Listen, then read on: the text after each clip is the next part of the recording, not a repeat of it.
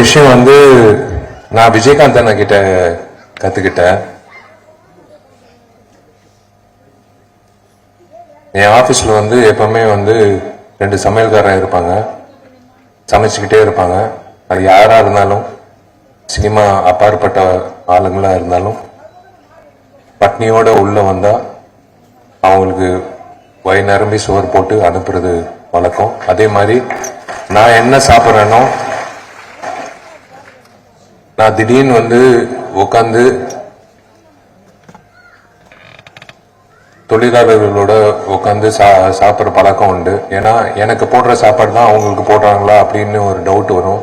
நிறைய முறை மெஸ்காரன் வந்து என்கிட்ட இருந்து அடி மட்டும் வாங்கல, ஆனா திட்டு வாங்கியிருக்காப்ல.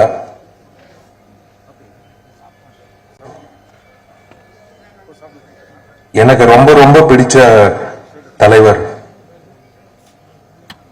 ஆர்.கே. செல்வனி சார். நான் இது எந்த மேடையில் இருந்தாலும் நான் சொல்லுவேன். நான் அவர்கிட்ட அசிஸ்டன்ட் டைரக்டரா சேரணும்னு ஆசைப்பட்டேன். அந்த டைம்ல அப்பா கிட்ட கேட்டு செல்வனி சார் கிட்ட எப்படியாவது என்னை வந்து சேர்த்து விட்டுருங்க அசிஸ்டன்ட் டைரக்டர்னு. ஆனால் சத்தியமா நான் கனவுல கூட காணல நாங்கள் 2 பேர் ஒரு பொறுப்புல வந்து சந்திப்போம் அப்படின்னு எதிர்பார்க்கவே இல்லை. ஒரு சங்கம் வந்து நான் நடத்துறதே வந்து அவ்வளவு கஷ்டமா இருக்குன்னா, இவர் 24 சங்கம் வந்து நடத்துறாருன்னா இவரை வந்து என்னன்னு சொல்றது, இவருக்கு சிலையே வைக்கணும். இதுல வந்து குற்றச்சாட்டு, இதுல வந்து நிறைய விஷயங்கள் சொல்றது வந்து நானும் கேள்விப்பட்டிருக்கேன். என்ன பொறுத்த வரைக்கும் எனக்கு ரொம்ப ஒத்துழைப்பு கொடுத்த ஒரு தலைவர்னா பெப்சி தலைவர்னா ஆர்.கே. செல்வனி சார். நடிகர் சங்கத்துக்கு நான் ஒரே ஒரு வாட்டி போன் பண்ணி கேட்டேன், சார் ஒரு வாட்டி ஆபீஸ் வர முடியுமா, அலுவலகத்துக்கு வாங்க சார்ன்னு. சார் இந்த மாதிரி ஸ்ட்ரைக் அனௌன்ஸ் பண்றாங்க, நாங்க வந்து ஷூட்டிங் பண்ணா நீங்க வந்து ஒத்துழைப்பீங்களான்னு. யாருமே பட்னியா போக கூடாது, எம்ப்ளாயிஸ் பெப்சி எம்ப்ளாயிஸ், நீங்க கூப்பிட்டீங்கன்னா நாங்க வந்து ஷூட்டிங் பண்ணுவோம் அப்படின்னு சொன்னாரு. அது அவருக்காக சொல்ல, உங்களுக்காக சொன்னது. அவருக்காக என்னைக்குமே வந்து ஒரு வார்த்தை கூட சொன்னதே கிடையாது. உங்களுக்காக சொன்னது. எனக்கு என்னன்னா ஒரு ஆசை, அடுத்த பெப்சி மீட்டிங் வந்து நடிகர் சங்க கட்டிடத்துல நடக்கணும்னு ஆசை. எங்களுக்கு இந்த தெய்வங்கள் எல்லாம் வந்து நான் எப்பயாவது ஒரு வாட்டி ஒரு முறை எங்கிட்டயாவது ஒரு படப்பிடிப்புல சந்திப்பேன், இல்ல எங்கிட்டயாவது ஒரு இடத்துல சந்திப்பேன். ஆனா ஒட்டுமொத்த பேரு வந்து நான் சந்திக்கிறதுக்கு எனக்கு ஒரு வாய்ப்பு கொடுத்த செல்வனி சாருக்கு நான் உண்மையிலே நன்றி தெரிவிச்சுக்கணும்.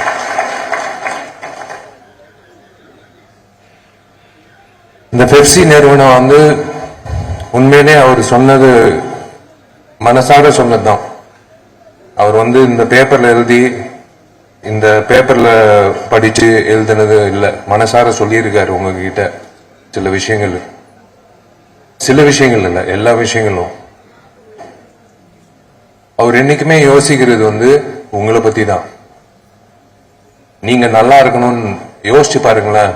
ஒருத்தர் வந்து 20,000 பேர் வந்து நல்லா இருக்கணும்னு யோசிக்கிறாருன்னா அப்ப அவரோட மனசு எப்படி இருக்கும்னு யோசிச்சு பாருங்க. அது பெரிய விஷயம். அது நாங்க வந்து 3,500 பேர் தான் நல்லா இருக்கணும்னு யோசிக்கிறோம். எங்க குடும்பத்துல இருக்கிற நடிகர் சங்க குடும்பத்துல 3,500 பேர் இருக்காங்க. நாங்க அவங்க நல்லா இருக்கணும்னுக்காக கட்டடம் வந்து கஷ்டப்பட்டு 9 வருஷம் ஆச்சு. இப்போ வந்து இன்னொரு 4 மாசத்துல கட்டடம் வந்துடும். நீங்க எல்லாரும் வரணும். நீங்க எல்லாரும் வந்து, நான் தனிப்பட்ட முறையில உங்க எல்லாரும் நான் கூப்பிடுவேன். ஏன்னா நானும் வந்து தப்பி தவறி ஒரு வார்த்தை விட்டேன், என் கல்யாணம் வந்து அந்த கட்டடம் வந்ததுக்கு அப்புறம் வரும்ட்டு. ஆனா 9 வருஷம் ஆகும்னு எனக்கு தெரியாது. அதனால நீங்க எல்லாரும் வந்து பட்டு புடவையோட வேட்டி சேலையோட வேட்டி இப்போ நீங்க எல்லாரும் வரணும். நீங்க எல்லாரும் வந்து வாழ்த்தணும். ஏன்னா ஒரு கட்டடம், நானும் பார்க்குறேன் நடிகர் சங்க கட்டடம், 4 தூண் இருந்தாதான் அந்த கட்டடம் வந்து அமைக்கப்படுது. அந்த பேஸ்மெண்ட் இருந்தாதான் அந்த தூண் அந்த அந்த கட்டடம் அமைக்கப்படுது. சும்மா வந்து ஒரு கட்டடம் எழுப்ப முடியாது. அந்த தூண்கள் நீங்க தான். சினிமா துறைக்கு தூண்கள் நீங்க தான். நீங்க இல்லைன்னா நான் இல்லை. 20 வருஷம் நான் வந்து ஏங்கிட்டு இருக்க முடியாது நடிகரா. நீங்க இல்லைன்னா நான் இல்லை. நான் ஏன் சொல்றேன்னா, ஒவ்வொரு வாட்டி நான் பார்ப்பேன். நான் ஒரு விஷயம் நான் எப்பவுமே சொல்வேன் தயாரிப்பாளர்களுக்கு, ஏன் மொபைல் டாய்லெட் வைக்க மாட்டேங்கிறீங்க? ஒரு சாதாரண விஷயம் தானே, 2000 ரூபாய் தானே, 2500 ரூபாய் தானே. லேடிஸ் எங்கிட்டு போவாங்க பாத்ரூமுக்கு? ஜென்ஸ் எங்கிட்டு போவாங்க ஜூனியர் ஆர்டிஸ்ட் பாத்ரூமுக்கு? ஒரு மொபைல் டாய்லெட் வைக்க வேண்டியதானே. சரி, நானா இருக்கலாமே ஒரு முன் உதாரணமான்ட்டு நான் வச்சுட்டேன். ஏன்னா அதுதான் முக்கியம். சின்ன சின்ன விஷயங்கள் எனக்கு செல்வனி சார் வச்சுக்கிட்டே வந்து நான் தயாரிப்பாளர் சங்க பிரசிடண்டா இருக்கும்போது நிறைய விஷயங்கள் முறைப்படுத்தணும். நிறைய விஷயங்கள் தினேஷ் மாஸ்டர் இங்கிட்ட இருக்காரு, தியாகராஜன் சார் இருக்காரு, டி சிவா சார் இருக்காரு, ராதாரவி அண்ணா இருக்காரு. வயசுல சின்னவன், ஆனா முடிவு எடுக்கிறது பெரிய விஷயம். ஆனா என்ன பண்றது, எனக்கு பிடிச்ச தலைவர், அவரை வச்சுக்கிட்டு நான் வந்து ஒரு துணையா வந்து நான் வந்து நிறைய முடிவுகள் எடுத்தேன். ஆனா உங்க வயிற்றுல வந்து நான் அடிக்கிறதுக்கு என்னைக்குமே நான் யோசிச்சதே கிடையாது. உங்க வயிற்றுல அடிச்சா நான் நல்லா இருக்க மாட்டேன். நீங்க நல்லா இருந்தா தான் நான் நல்லா இருப்பேன். எங்க வீட்டுல நான் போய் சொல்வேன், 24 கிராஃப்ட் வந்து என்னை ஏத்துக்கிட்டாங்க நடிகனா.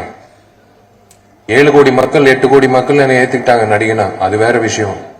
ஆனா 24 கிராஃப்ட் வந்து என்னை ஏத்துக்கிட்டாங்க. ஒவ்வொரு நாள் வந்து சிரிச்ச முகத்தோட என்னை வந்து வாழ்த்து வணக்கம் சொல்லி குட் மார்னிங் சொல்லி அந்த சிரிச்ச முகத்தோட வேலை செய்யறது இருக்கு பாருங்களேன். அது ஜூனியர் ஆர்டிஸ்டா இருக்கட்டும், டெக்னீஷியன்ஸா இருக்கட்டும், யாரா இருக்கட்டும், அதுதான் வந்து ஒரு நடிகனுக்கு வந்து கிடைக்கிற அந்தஸ்து. ப்ரொடியூசர் கொடுக்குற பணம் கூட வந்து முக்கியம் இல்லை.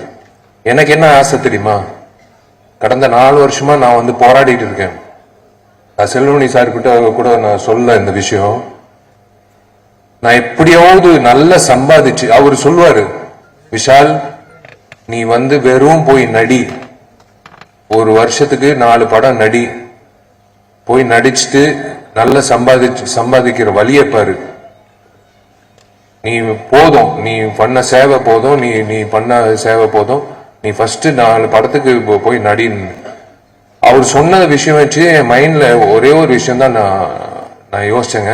இது நான் வந்து சும்மா உங்களை வந்து இன்னைக்கு வந்து சந்திச்சேன், எங்கிட்ட வந்து நான் மேடையில பேசுறேன் அதுக்காக நான் சொல்ல. என்னால முடிஞ்ச அளவுக்கு நான் இந்த வருஷம் 4 படம் சம்பாதிச்சு உங்க எல்லாருக்கும் இன்சூரன்ஸ் போடணும்னு நான் ஆசைப்படுறேங்க.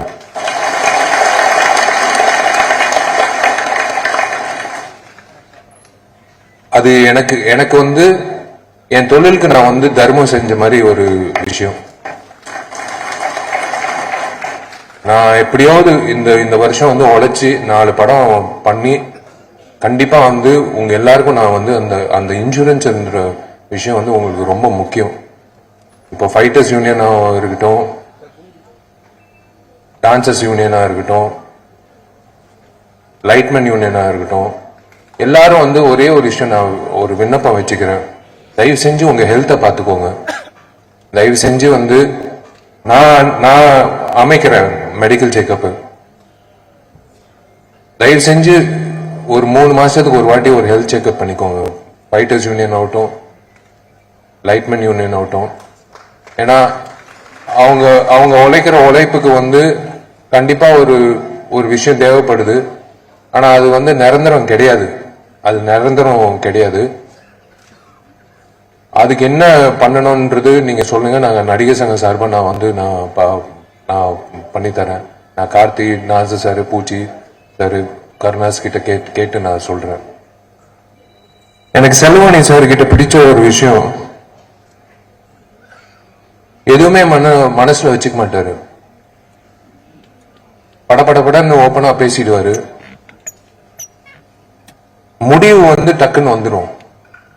யோசிச்சு சொல்றேன் விஷால், நாளைக்கு யோசிச்சு சொல்றேன், ஒரு வாரம் கழிச்சு நம்ம பேசலாம், அப்படியெல்லாம் இல்ல, அப்படியே ஸ்ட்ரெயிட் அந்த நேரத்திலே வந்து முடிவு எடுக்கிறது.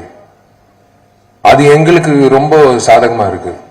நாங்க நடிகர் சங்கம் சார்பா வந்து என்னைக்குமே பெப்சிக்கு உடந்தையா இருப்போம்.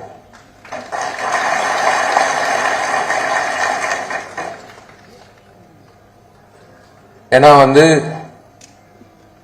இது 1 வருஷம் 2 வருஷம் அமைப்பு இல்ல. சார் சொன்ன மாதிரி, செல்வமணி சார் சொன்ன மாதிரி 30 வருஷம் அமைப்பு. இதுல நீங்க வந்து எவ்வளவு உழைச்சிருக்கீங்க, எவ்வளவு உழைக்கிறீங்க. அவர் சொன்ன மாதிரி கரெக்ட். ஆக்டர்ஸ் கரெக்டா வந்து ஷூட்டிங் வந்தா, டைரக்டர்ஸ் கரெக்டா பட்ஜெட்ல படம் பண்ணா, ப்ரொடியூசர்ஸ் வந்து கண்டிப்பா ப்ரொடியூசர்ஸ் ஒற்றுமையா இருக்கணுங்க.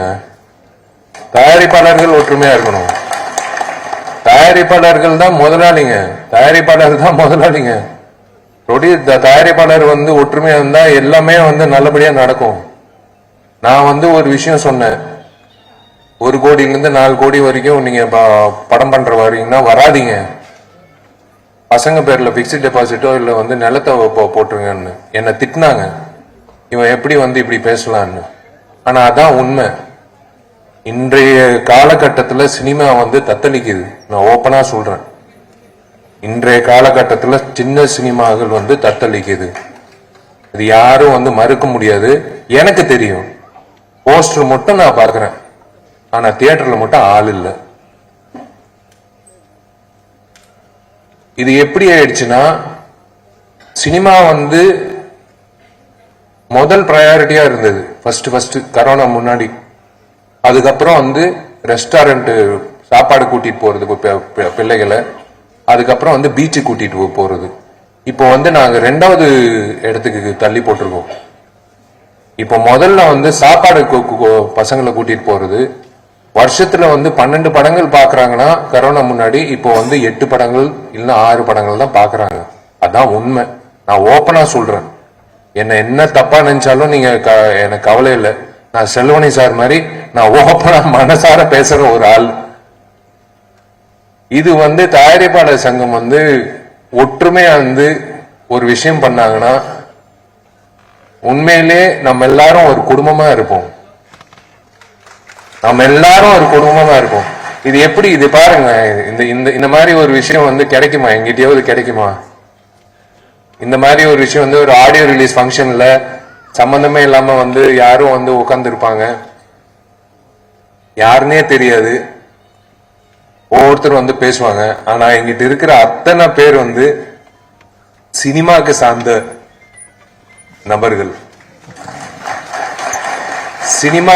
நபர்கள், சினிமா உயிரோடு இருக்கணும்னு மனசார நினைக்கிற ஒவ்வொரு மனசு, இத்தனை மனசு சேர்க்கிறது வந்து சாதாரண விஷயம் இல்ல செல்வமணி சாருக்கு. நான் அவருக்கு எப்பவுமே வந்து நான் வணங்குறேன். ஆக்சுவலா எனக்கு, நான் தான் சொன்னல, எனக்கு ரொம்ப பிடிச்ச தலைவர், எனக்கு ரொம்ப பிடிச்ச தலைவர் செல்வமணி சாரு. ஓகே, சில சர்ச்சைகள் இருக்கலாம், சில விஷயங்கள் இருக்கலாம். அதெல்லாம் தாண்டி ஒருத்தர் கட்டி மேக்கரா இருப்பாருங்களேன், அவருக்கு எவ்வளவு டென்ஷன் இருக்கும். அவருக்கு ஒரு குடும்பம் இருக்கு, ரோஜாமா வேற எங்கிட்ட இருக்காங்க.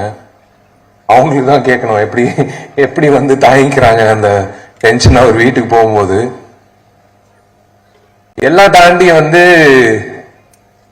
ஒரு மனுஷன் வந்து 20,000 பேர் 30,000 பேர் வந்து நல்லா இருக்கணும் அப்படின்னு நினைச்சு வந்து நின்று பேசி தம் கட்டி வேலை செஞ்சு எல்லா கிராஃப்டும் வந்து கரெக்டா இருக்கணும் அப்படின்னு சொல்லி ஓப்பனா சொல்றாருன்னா அதுக்கு வந்து உண்மையிலேயே ஒரு மனதைரியம் வேணும், ஒரு மிகப்பெரிய பாராட்டு. தயவு செஞ்சு ஒரு கைத்தட்டல் கொடுங்க அவருக்கு.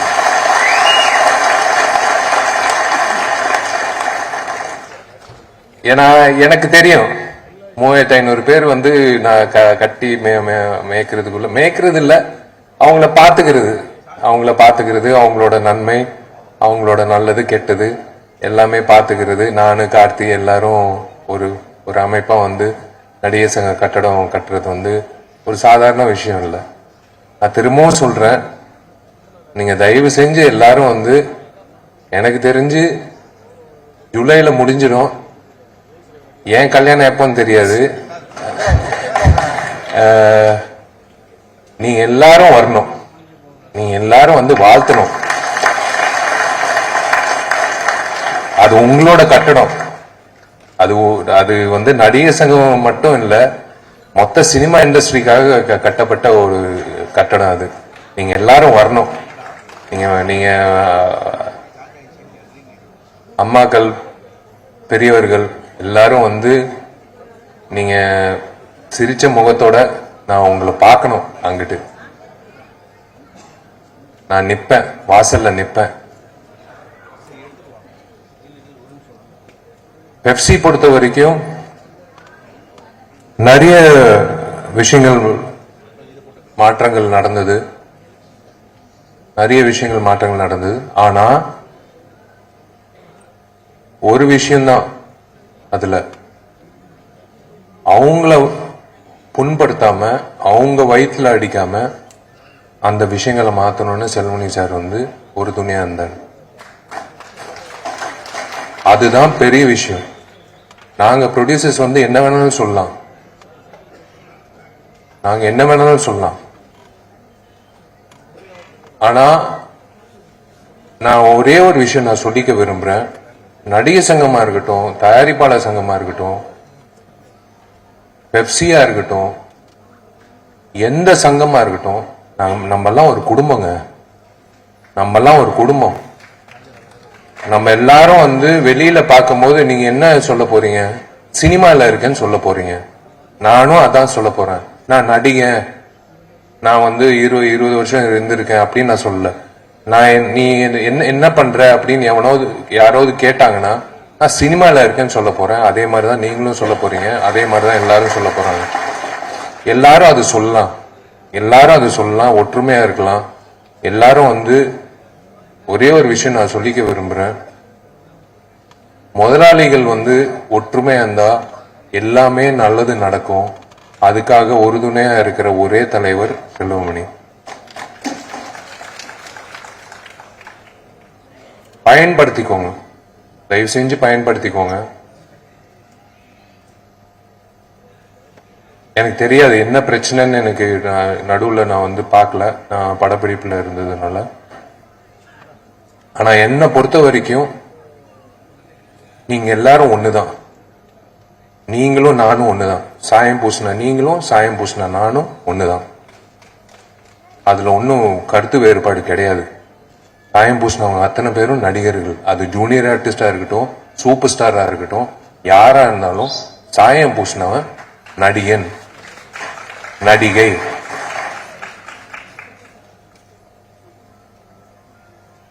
நீங்க எல்லாரும் நல்லா இருக்கணும். சாரி, நீங்க டைம் ஆயிடுச்சு, சாப்பிட்ற நேரம் நினைக்கிறேன். நீங்க எல்லாரும் நல்லா இருக்கணும். என்ன ரொம்ப ரொம்ப நன்றி என்ன அழைச்சதுக்கு. இந்த மாதிரி ஒரு வாய்ப்பு வந்து எனக்கு கிடைக்கவே கிடைக்காது. நான் தான் அவர் சொன்னோடனே நான் வந்துடுறேன்னு சொல்லிட்டேன். எப்போன்னு கூட சொல்ல அவரு, நான் வந்துடுறேன்னு சொல்லிட்டேன். ஏன்னா உங்களை எல்லாரையும் சந்திக்கிறது என்னால எனக்கு வாய்ப்பு கிடைக்காது. ஆனா சொன்ன ஒரு படப்பிடிப்புல சில பேர் தான் நான் சந்திப்பேன். ஆனா நீங்க அத்தனை நெஞ்சங்கள் வந்து உங்களை சந்திக்கிறதுல வந்து எனக்கு கிடைக்கிற வாய்ப்பு வந்து இது சிறந்த வாய்ப்பு. இன்னைக்கு நாள் என் வயிறு நிரம்பிச்சு. இப்ப நான் சாப்பிட தேவையில்ல, என் வயிறு நிரம்பிச்சு. எல்லாரும் சந்தோஷமா இருக்கலாம். அதுக்கு என்ன தேவையோ நாங்க நடிகர் சங்கம் சார்பா வந்து நடிகர் சங்கம் சார்பா இல்ல, விஷால் சார்பா, நடிகர் சங்கம் சார்பா, எல்லா சார்பா வந்து கண்டிப்பா வந்து ஒரு துணையா நாங்க இருப்போம். அதுல எந்த மாற்ற கருத்து கிடையாது.